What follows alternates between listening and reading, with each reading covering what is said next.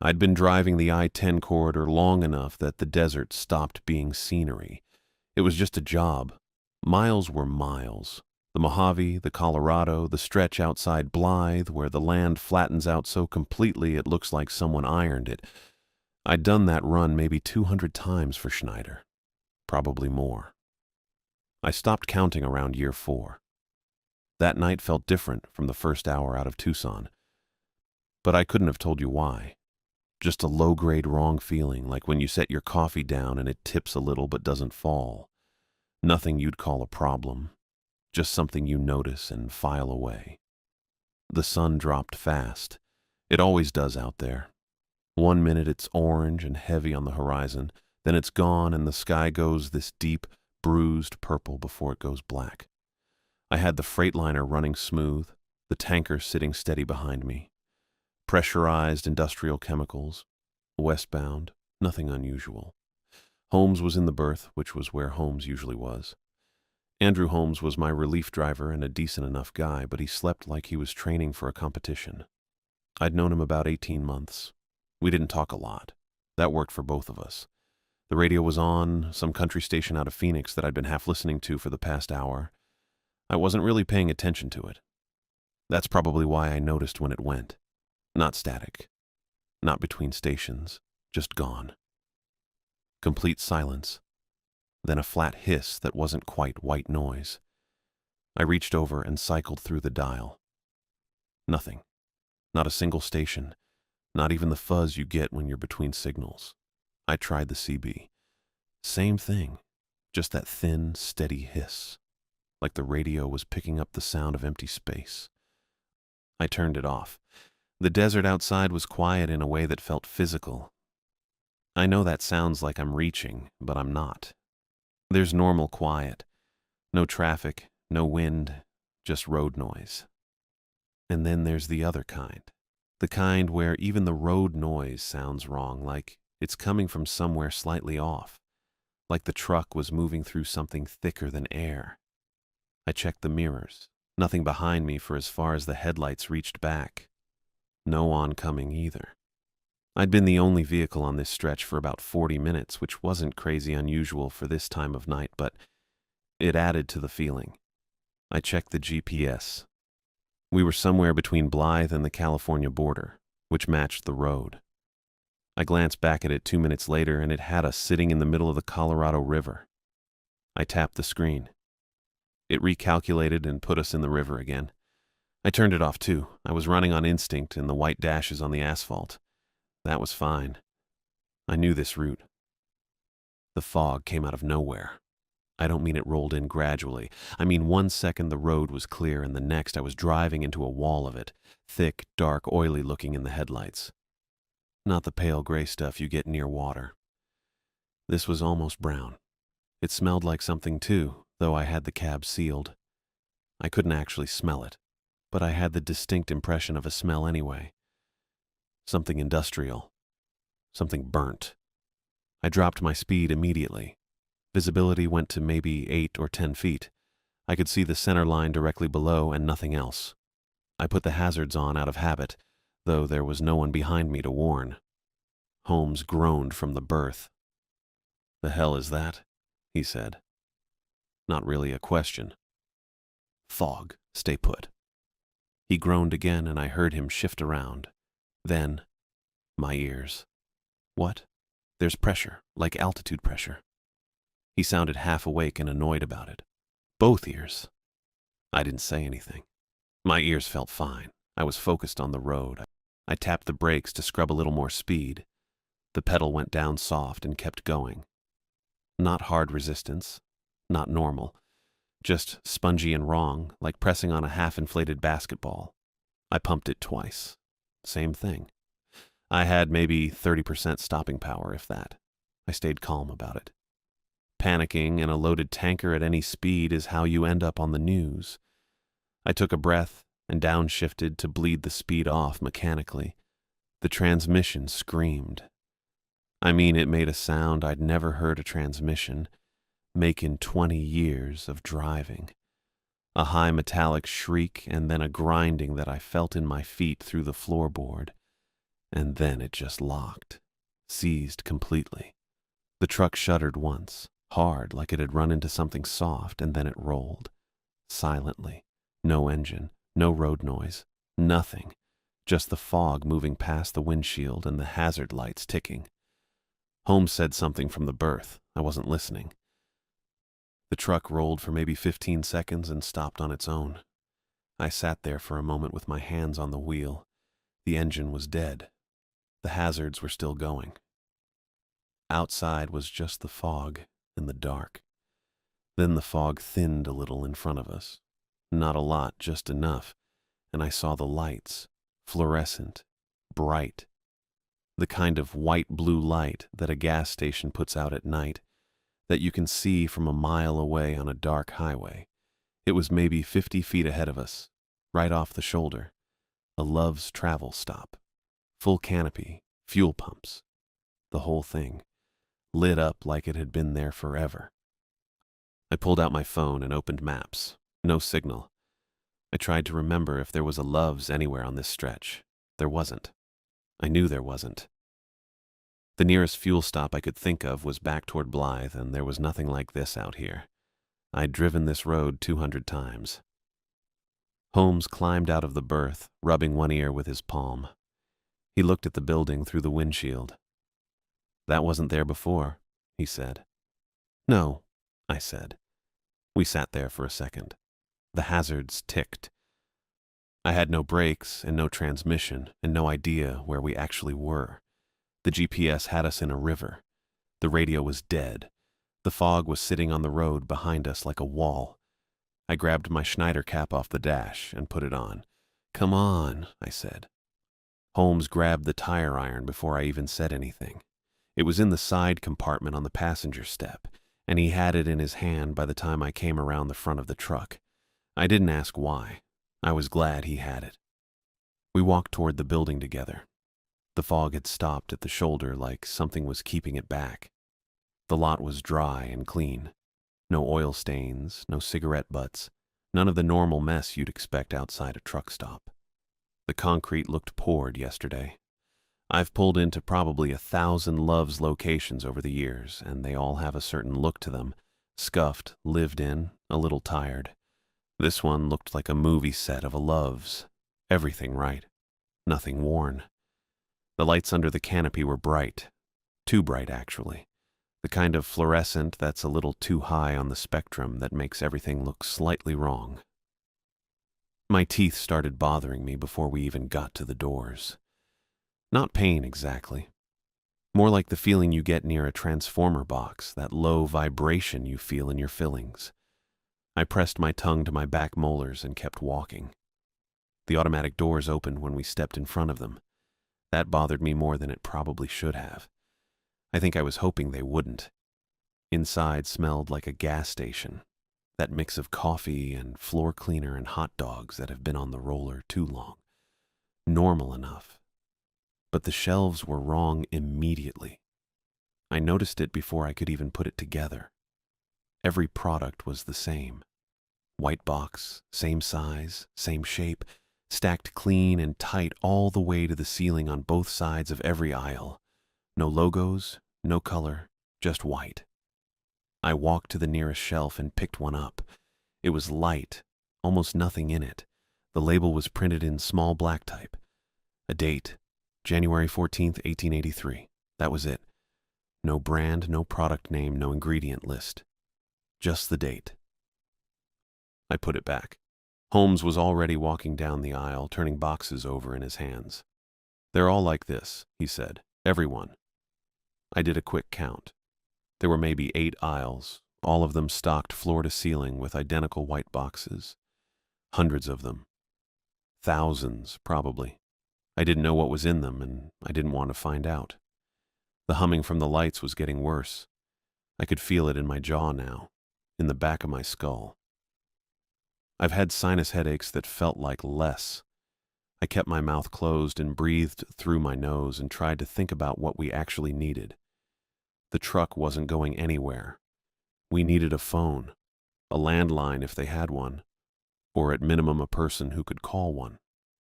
There was a person. She was behind the counter at the far end of the store. Love's uniform, that orange and red color scheme, the little name tag. She was standing very still, hands flat on the counter, watching us. I clocked her skin first because it was the first thing that didn't make sense. The color of wet cardboard. Not sick. Not pale. Just wrong. Like the color had been replaced by something that wasn't quite the right substitute. Her face was arranged correctly, eyes, nose, mouth, but the skin was that color all the way up and I couldn't stop noticing it. Then she turned her head. Not all the way. Just to the side, like she was listening to something. But it went too far. Way too far. There was a joint in her neck that shouldn't have been there. Maybe two, and her head tilted until it was fully sideways. A full 90 degrees, ear pointing down at her shoulder. She held it there for a second. Then she straightened back up and looked at us again. Holmes had stopped walking. I kept moving toward the counter because I didn't know what else to do. I'm not sure that was the right call, but standing still felt worse. "We need to use a phone," I said. "Our truck broke down." She looked at me. Her eyes were fine, actually. Brown, normal. That almost made it worse. "Toll is paid in weight," she said. Her voice was flat and even, like she was reading it off something. I didn't know what that meant. I asked her to repeat it. "The toll is paid in weight." She looked at Holmes when she said it the second time. Not at his face, at his legs. Just dropped her gaze straight down to his legs and held it there. Holmes took a step back. I heard the tire iron shift in his grip. I turned around. I figured we were done here. We'd go back to the truck and figure something else out. Wait for another vehicle, flag someone down on the highway. That was the plan I had for about 2 seconds. The doors were gone. Not broken, not locked. Gone. Where the glass doors had been, there was a solid wall of red brick. Clean mortar, tight joints like it had been there since the building was built. I put my hand on it. It was real, cold and rough and completely solid. I stood there with my hand on the brick for a second. Holmes was right behind me. I could hear him breathing. "Okay," I said. That was all I had. I turned back to the store and started looking. There had to be another way out. There's always another way out of a commercial building. Fire codes, emergency exits, loading docks. I moved down the perimeter wall, checking between the shelves. Holmes followed without me asking him to. The woman behind the counter didn't move, didn't say anything else. She just watched us with those normal brown eyes and that wrong-colored face. The emergency exit sign at the side of the building was lit up red. I pushed the door. It opened onto a concrete stairwell going down. No alarm. The stairwell smelled like motor oil and something older underneath it. Something I didn't have a name for. The stairs went down one level and opened into a parking garage. I stopped at the bottom of the stairs and looked. It was big. Way too big. The ceiling was low and the fluorescents were further apart down here, leaving long stretches of dark between pools of yellow light. I could see rows of concrete pillars going back and back and back, further than the footprint of the building above us could possibly account for. The far wall wasn't visible. I stood there and looked for it and couldn't find it. Not a car in the place. Not a single one. Just the pillars and the concrete and the dark. Behind me, Holmes said, "That doesn't fit." "No," I said. I looked back up the stairs. The stairwell door at the top was still open. I could see the white box shelves and the fluorescent light in the edge of the counter where the woman was standing. She hadn't moved. I thought about the brick wall where the doors used to be. I thought about Holmes's legs and the way she'd looked at them. I pulled my cap down and walked into the garage. Holmes was right behind me, tire iron in hand. The door at the top of the stairs swung shut on its own. I heard it close. I didn't hear it lock, but that didn't mean anything. I kept walking. The pillars went on for a while.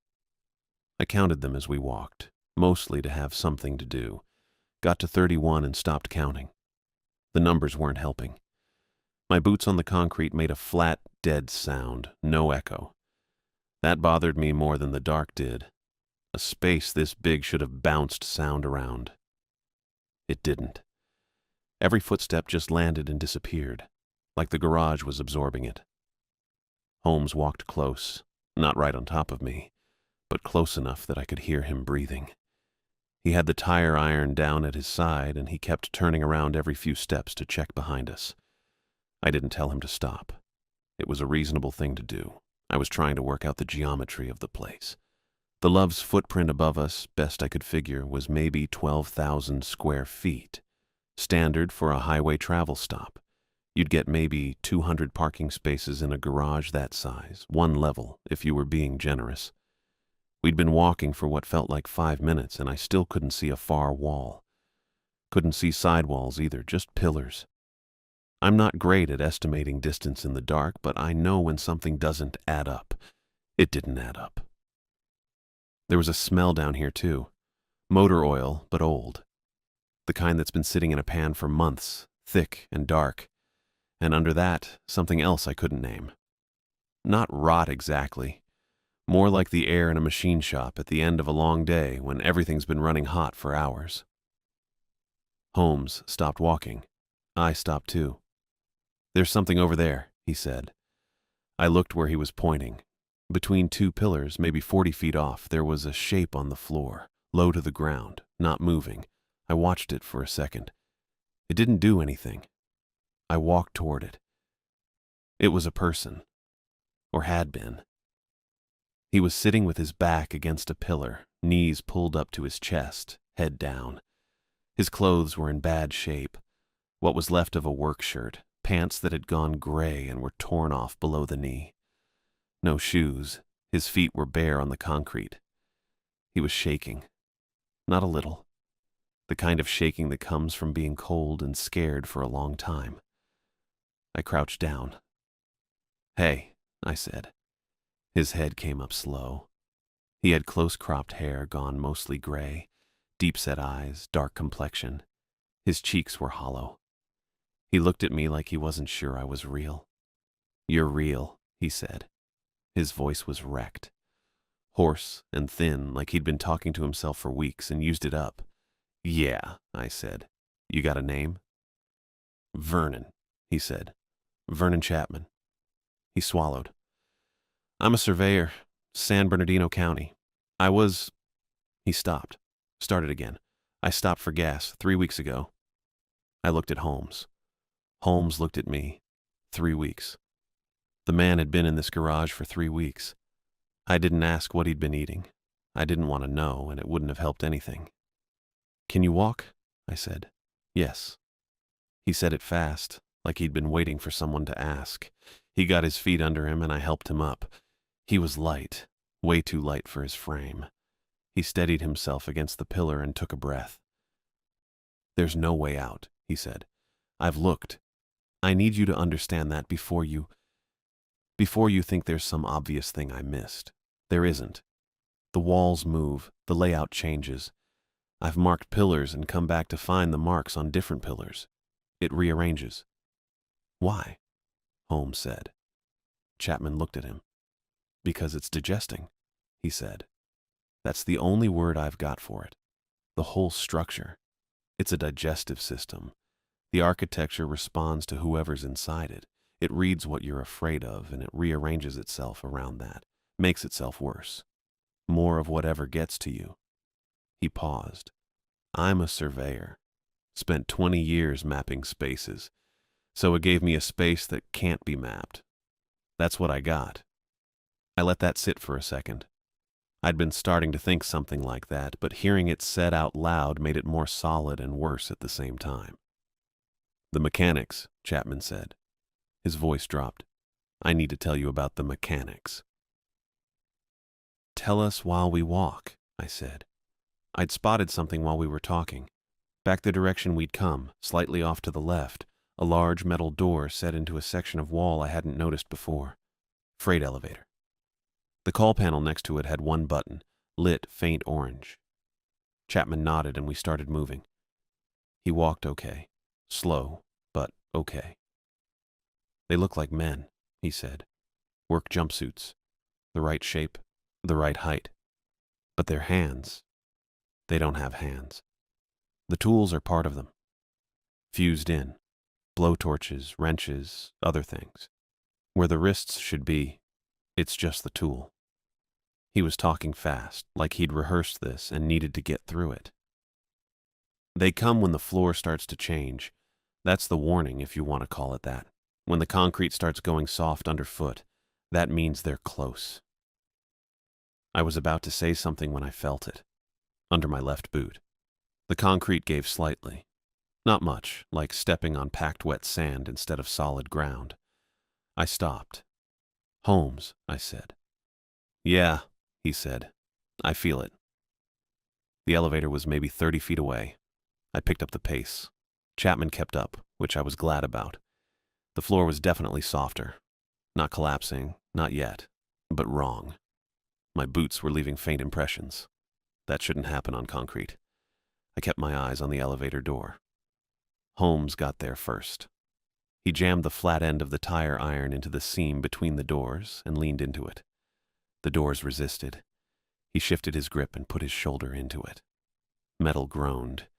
The gap widened maybe 2 inches. "Keep going," I said. I got my fingers into the gap and pulled while he pried. The doors were heavy and they didn't want to move, but they moved. We got them open about 2 feet. Wide enough.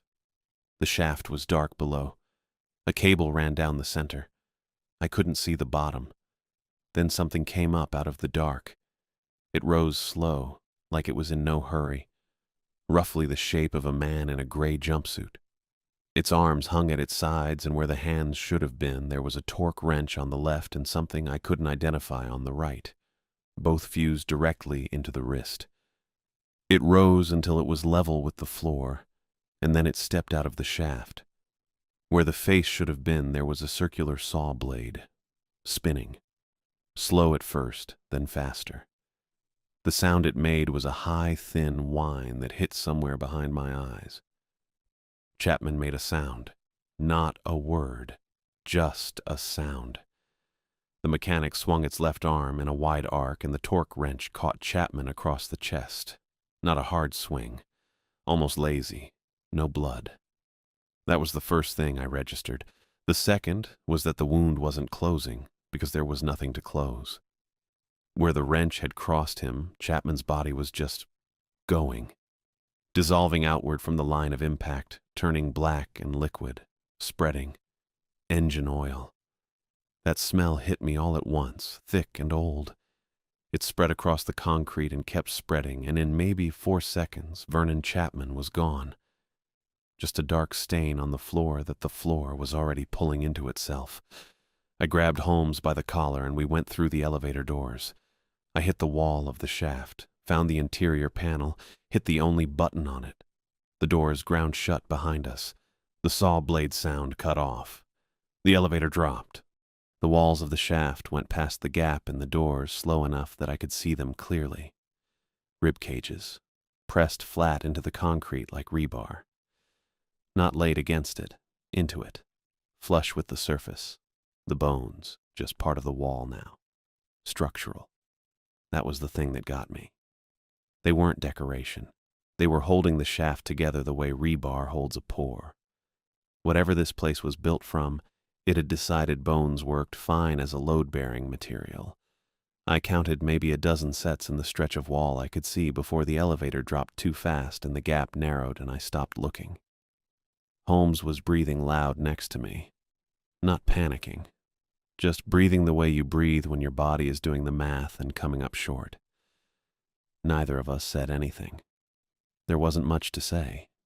The drop leveled out and the elevator slowed and stopped with a sound like a truck settling onto its frame. A mechanical shudder. Then the doors opened. The smell hit first. Meat. Not spoiled, which was almost worse. Fresh. The kind of smell you get standing too close to the counter at a grocery store. That cold iron smell that gets in the back of your throat. It was everywhere. The doors had opened into a Walmart. I mean, it looked like a Walmart. The layout was right. The ceiling height, the aisle spacing, the overhead lighting in those long flat panels. The signage was there. Produce, dairy, electronics. The font was right. The colors were right. But the shelves were loaded with raw meat, all of it. Every aisle I could see from where I was standing. Cuts I couldn't identify some of them, wrapped in plastic on foam trays the way you'd find chicken thighs on a Tuesday. Others just loose, stacked, all of it moving. A slow pulse, like it was breathing. I could feel it through the floor. A deep rhythmic thud, maybe once every 2 seconds. Not a sound exactly. A vibration, like standing near a generator that's running just below the frequency you can hear. Holmes stepped out next to me and stood there for a second. "Okay," he said. That was it. Just okay. I didn't have anything better. I figured we moved or we didn't. I moved. Holmes followed. The pharmacy section was toward the back left. I knew that because Walmart puts it there. I've been in enough of them at 3 in the morning during long hauls to know the layout by feel. You want the pharmacy, you go left, you go back, you look for the drop ceiling and the little consultation window. This one had all of that. The drop ceiling. The window. A little sign that said pharmacy in that same Walmart font. The letters slightly too tall, the spacing slightly too wide. Close enough that you'd only notice if you were already looking for something wrong. We found her in the waiting area. 3 plastic chairs bolted together, the kind with the metal armrests. She was sitting in the middle one, knees pulled up, arms wrapped around them. Dirty blonde hair. Matted. A festival wristband on her left wrist, the paper kind that turns soft after a few days. She was wearing what had probably been a nice outfit once. Some kind of light, flowy top, shorts. Both wrecked. She looked up when she heard us. She didn't scream. Didn't bolt. Just looked at us with these wide hazel eyes that had already seen too much to react to one more thing. "You came from the elevator," she said. Not a question. "Yeah," I said. She nodded like that confirmed something. "How many of you?" "2. There was a third." I didn't explain the rest. She seemed to understand anyway. She unfolded herself from the chair and stood up, and that's when I saw her right hand. She held it out, not to show me, just because she wasn't hiding it either. 3 fingers, thumb and pinky still there. The middle 3 gone, not recent. The skin had closed over, healed into these flat, smooth patches where the fingers used to attach. She'd had time to heal. She'd been here a while. "Sierra," she said. "August." I looked at her hand for maybe a second, then looked at her face instead. "How long?" "I don't know. The light doesn't change." She glanced at Holmes. "You should know the exits cost something." "She told us," Holmes said. "The woman at the counter back at the gas station." "Not exactly a woman," Sierra said. "Flat. Moving on. The way out of this sector is the refund desk, back of the store. But it wants a piece of you to open. Biological." She held up her hand again, briefly. "That's what the last door cost. 3 fingers. I've been trying to figure out if I can afford the next one." I looked at her remaining hand. Thumb and 2 fingers left on the right, full hand on the left. "How many sectors did you come through?" I said. 3 before this one. This is 4. She said it the way you'd say you were on the 4th floor. Just a number. I didn't ask what the other 3 had cost. I figured I'd find out or I wouldn't. The glass case was near the pharmacy counter. Red frame, little hammer on a chain, the whole setup. The axe inside was a standard fire axe. Wood handle. The head painted red over bare metal. I used my elbow on the glass, reached in, took it. The alarm that should have gone off didn't. Of course it didn't. I handed it to Holmes for a second while I checked my pockets. The brass key was still there. I'd almost forgotten about it. Holmes had grabbed it off the mechanic's belt back in the garage right before we ran. I didn't know what had opened. I put it back. The intercom clicked on. I've heard a lot of sounds in a lot of trucks over a lot of years. I know what a high-speed collision sounds like when it's caught on dash cam audio. Metal hitting metal at highway speed has a specific quality to it.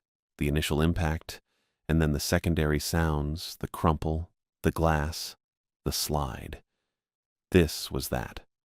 On a loop, playing through the Walmart intercom at a volume that was just slightly too loud for the space, bouncing off the hard floors and the shelving units.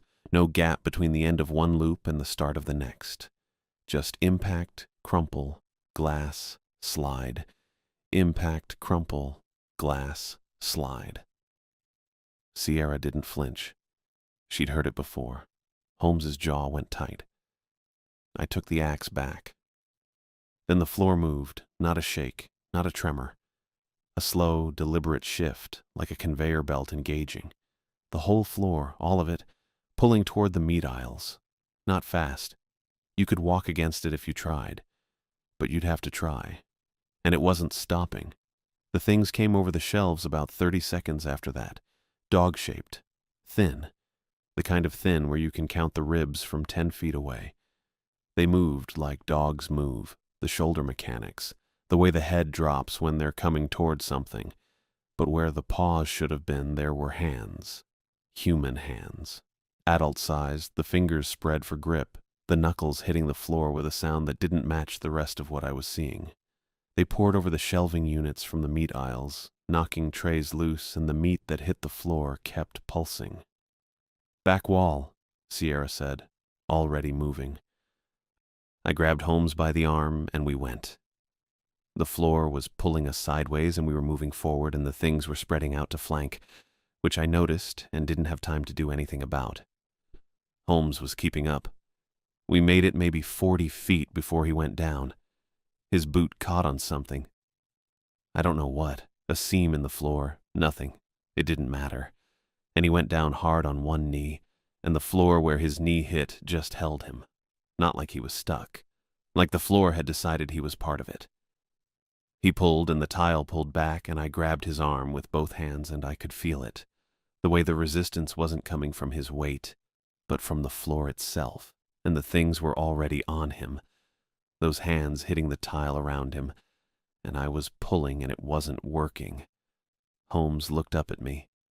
He reached into his jacket pocket and came out with the brass key and put it in my hand and closed my fingers around it.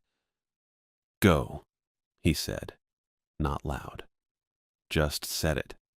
I stood there for maybe 2 seconds, maybe less. Then I let go. Sierra was already at the end of the aisle. I ran. Sierra was already moving when I caught up to her. She'd found a door I hadn't seen, set into the back wall behind a display rack that had tipped over and spilled what used to be greeting cards across the floor. The cards were blank. All of them. I noticed that, and kept moving. The door opened into a corridor that smelled like a parking garage. That specific mix of exhaust and damp concrete that I know from 100 truck stops at 2 in the morning. Familiar enough to be wrong here. The ceiling was low, and the lights were those long fluorescent tubes, a few of them flickering, most of them just humming at that same frequency that made the back of my jaw ache. We walked fast. Neither of us said anything. I was still holding the brass key. I don't know why I kept thinking about that. Holmes had pushed it into my hand like it meant something, and I'd been carrying it since the elevator, turning it over in my fingers without really noticing. It was a real key. Heavy, the kind with a bow that has a diamond-shaped hole in it, worn smooth on the edges. The kind that goes to a padlock or a storage unit or something completely ordinary. I didn't know what it opened. I figured I'd know when I saw it, or I wouldn't, and either way, I had it. The corridor ended at a set of double doors with a sign above them in that standard retail font, blue letters on white. Refund, Desk, and Customer Service. The kind of sign you see at every Walmart in the country. I've been to a lot of Walmarts. I know what that sign looks like. This one had a small dark stain spreading from the bottom corner that I didn't look at directly. Sierra stopped in front of the doors and looked at me. "You ready?" she said. "No," I said. "Let's go anyway." She pushed the door open with her good hand.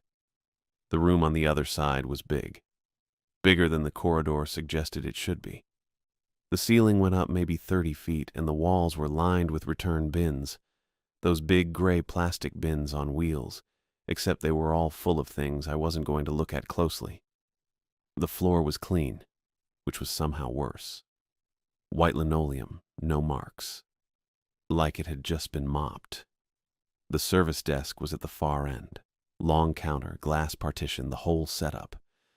Behind the glass was the woman from the gas station. Except she wasn't. Not exactly. Same wet cardboard skin. Same uniform. The Love's logo on the chest, except the fabric was stretched so tight it had split at the seams. She was enormous. Not tall. Wide, bloated. The way a body looks when something has been added to it that wasn't supposed to be there. Her neck still had those extra joints, and her head was tilted at that same sideways angle, resting against her own shoulder like she was listening to something far away. Her hands were folded on the counter in front of her. They were the right size for the original woman, which made them look small and strange attached to this version of her. She didn't say anything when we walked in, just watched us cross the floor. There was a small placard on the counter. It read "Toll" in the same blue retail font. Under that, in smaller letters, "A part of the journey." Sierra stopped a few feet from the counter and looked at the placard, and then at the woman behind the glass. She lifted her left hand, the one with the missing fingers, and held it forward a little. Not quite an offer, more like she was already accepting something. I put my hand on her arm. "Wait," I said. She looked at me.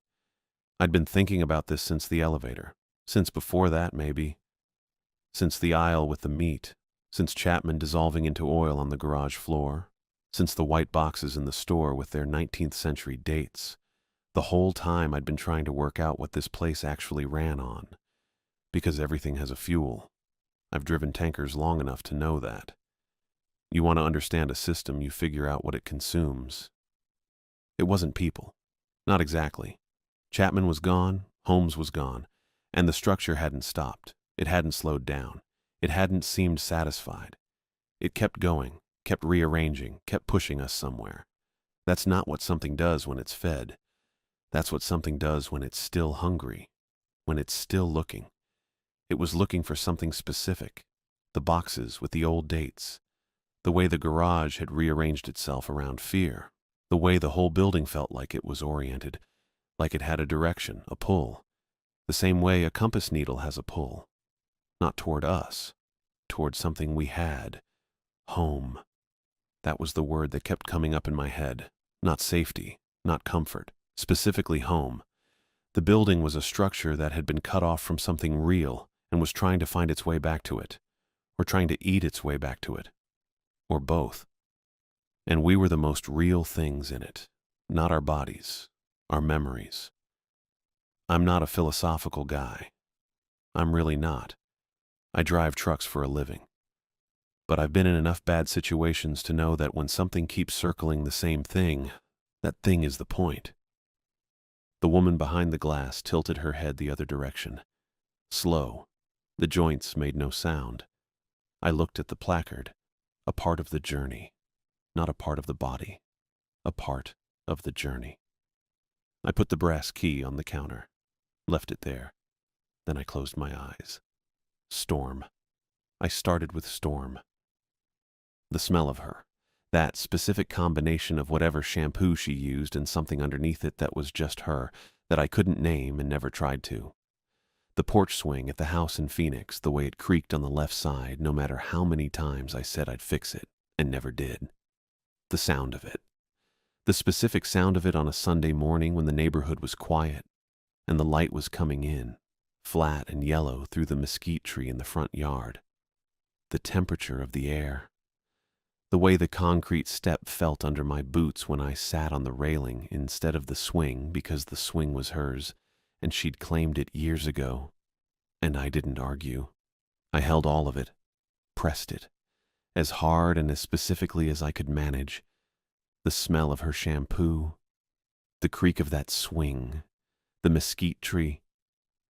The pain started in my chest, not a pressure, a burning, concentrated in one spot directly over my heart, like something was being pressed into the skin from the inside. I didn't open my eyes. I kept the porch.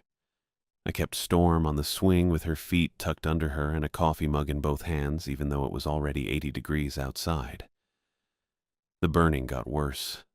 I heard Sierra make a sound next to me, something between a gasp and a held breath. The air changed. I could smell ozone, sharp and clean, and under it something like burning rubber. The specific smell of a tire that's been pushed too hard on hot asphalt. I know that smell. I've smelled it on the side of the highway at 3 in the morning waiting for roadside assistance. And it meant something had given out. Something had reached its limit. I heard the room tear. That's the only way I can put it. A sound like a seam splitting, like something under tension finally letting go. I opened my eyes. Behind the service desk, behind the glass, behind the bloated woman who was now perfectly still with her head tilted all the way back and her small hands flat on the counter, there was a rift, shimmering, the edges irregular, the light coming through it wrong and bright and completely different from every light source in this building. Hot light, real light. The burning in my chest was sickening. I didn't look down. I grabbed Sierra's arm. She was already moving. We came through fast. I hit the gravel on my hands and knees, and the impact was real in a way nothing inside that building had been. Sharp and immediate, the stones biting into my palms, the heat of the ground coming up through my jeans. Morning heat. Desert heat. The kind that's already working at 6 in the morning because it never really stopped from the day before. I stayed down for a second, just breathing. The air tasted like dust and exhaust and something faintly metallic, which is just what the I-10 corridor smells like out past Blythe. I know that smell. I've driven this stretch probably 200 times, and I know exactly what it smells like when the sun comes up over the Chuckwalla Mountains and the asphalt starts to tick and expand. It smelled like that. Exactly like that. Sierra hit the ground next to me and made a sound I'm not going to try to describe. She got up faster than I did. She was already standing by the time I got my feet under me, and she was looking at her hand, the one that was already missing 3 fingers from whatever she'd gone through before we found her. I didn't look at it directly. I looked at her face instead, which was doing the thing faces do when the body is processing something it doesn't have a category for. "Hey," I said. That was it. I didn't have anything else. She didn't answer right away. I straightened up and looked around. The sun was coming over the horizon, low and orange, throwing long, flat shadows across everything. The highway was empty in both directions. The Schneider tanker was sitting on the shoulder about 50 yards west, engine idling, hazard lights still going. The cab looked exactly the same as when I'd left it, like nothing had happened, like I'd just pulled over to check a tire. I turned around. Where the Love's Travel stop had been there was a lot, just a lot. Sun-bleached gravel and rusted scrap metal, old signage, a couple of busted concrete barriers, what looked like the frame of a canopy that had come down a long time ago. The kind of thing you see off the interstate and don't think about. The kind of thing that's been there so long it looks like it belongs. No building, no glass doors, no fluorescent lights humming at the wrong frequency. Nothing. I stood there looking at it for probably 30 seconds. I was looking for Holmes. I don't know what I expected to find. I'd watched him go down in the Walmart section, watched his skin fuse with the floor tiles, watched him press that brass key into my hand. I still had the key. I could feel it in my jacket pocket. But I looked anyway, because that's the thing you do. You look. There was nothing. Not a trace. Not his jacket. Not the tire iron he'd brought in from the truck. Nothing that said he'd ever been there at all.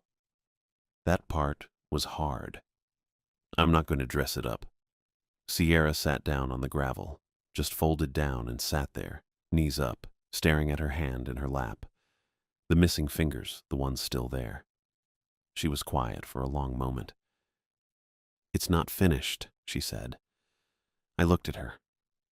What do you mean? I mean it's not finished.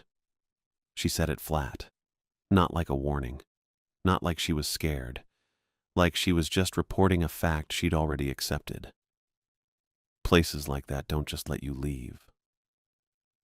I wanted to tell her she was wrong. I didn't, because I'd felt it at the refund desk. That burning in my chest, the searing pressure right over my sternum while the rift was opening. I'd ignored it because there wasn't time not to ignore it, but it hadn't stopped. It was still there. A low, steady heat under my shirt, like a sunburn that had gone too deep. I pulled my shirt open. The brand was about the size of my palm, right over my chest, slightly left of center. The Love's Travel Stop logo, the heart shape, the road bisecting it, burned into my skin clean and precise, the edges sharp. It was red and raised the way a fresh burn is, and it was glowing, faintly, barely, but it was glowing that same sickly green that the lights inside the station had thrown when we first walked in. I stood there looking at it for a second. Yeah, I said. Sierra looked over. She didn't react much. I think she'd seen enough that a glowing brand on a man's chest was somewhere in the middle of the list. I buttoned my shirt back up. The heat from it was constant, not getting worse, not getting better. Just there. I figured I'd deal with that later, or I wouldn't. Either way, the truck was running, and I had a load to deliver, and Holmes's logbook was still in the cab, and someone was going to need to know he was gone, and I had no idea what I was going to say about that. I hadn't worked that part out yet. Can you ride? I asked Sierra. She looked up at me. Yeah. We walked to the truck. I helped her up into the passenger side, then went around and climbed into the cab. The seat felt the same. The dash looked the same. The CB was still on, still cycling static on the Schneider channel. Holmes's coffee cup was in the cup holder, still half full, stone cold by now. I left it there. I checked my mirrors before I pulled out. Force of habit. 18 years of it. Check your mirrors, check your blind spots. Know what's behind you before you move. She was standing in the center of the highway, the long-necked woman from the gas station, standing dead center in the eastbound lane, maybe 100 yards back. Her head was tilted at that angle, the 90-degree sideways tilt that her extra-jointed neck allowed. She was wearing the Love's uniform, the green and red, perfectly neat. She was waving. She was waving with Holmes's arm, severed clean at the shoulder, the sleeve of his flannel shirt still on it. She moved it back and forth in a slow, deliberate arc. Friendly, like she was seeing someone off at an airport. I watched her in the mirror for about 3 seconds. Then I put the truck in gear and pulled out onto the highway. I didn't look back again. The first exit sign came up about 4 miles west. Green, standard reflective highway lettering, the kind I've passed about 1,000,000 times. The brand on my chest pulsed. One beat, like a heartbeat, then went back to its baseline heat. I kept driving. The next sign, same thing. One pulse, steady and precise, like something checking in. Sierra had her head back against the seat and her eyes closed. I didn't know if she was sleeping or just done. Either one made sense. I drove with both hands on the wheel and the sun coming up in my mirrors and the desert going flat and pale on both sides of the highway. The tanker was running fine. The transmission was fine. Everything mechanical was exactly as it should be. Whatever had seized and screamed and died on the way in had apparently resolved itself. The brand pulsed again when I passed a green sign for Desert Center. I'd worked out what it meant by then. Not all of it, but enough. The building had let me leave because I'd given it something it could use. Storm's perfume, the porch swing, the specific weight of home. It had taken that and mapped it. and then it had marked me so it could find its way back to that map whenever it needed to. I was a coordinate now, a fixed point it could locate. I got out. I didn't get free. I kept driving anyway because that's the job and because there was nothing else to do and because Sierra was in the passenger seat and the truck was running and Holmes's coffee was cold in the cup holder and the road went west. I know this route by heart. I've driven it in the dark, in dust storms, in rain that came down so hard I couldn't see the hood. I know every exit, every rest stop, every long empty stretch where the radio cuts out and there's nothing but the engine and the road noise and the dark. The brand pulsed one more time, slow and green. I kept my eyes on the highway and drove.